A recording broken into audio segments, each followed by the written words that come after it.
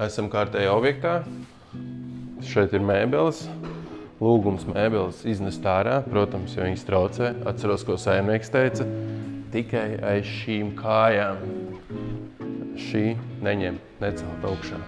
Vēl viena nianse, kas ir ļoti, ļoti svarīga un jāpievērš uzmanību, ir šīs līstes.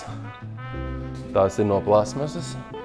Tātad ir jāpieslīpē līdz ar līsti un saskrāpēt nebūtu ieteicams. Tātad tas ir jādara ļoti uzmanīgi gar maliņu, nepieskaroties pašai plasmasai, savādāk plasmasa noslīpēs un būs problēmas.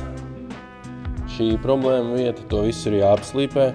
Maliņa ir melna, kā tu pieskārsies ar slīpmašīnu, uzreiz tiks saskrāpēts. Tas ir pielīmēts, nav noņemams nost.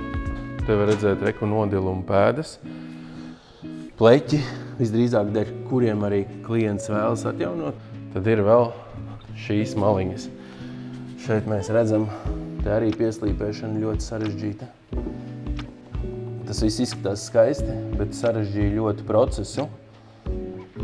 Bet ir prasība to izdarīt. Mums jārisina šis jautājums un jāatrisina kaut kādā veidā ar pareizu pieeju.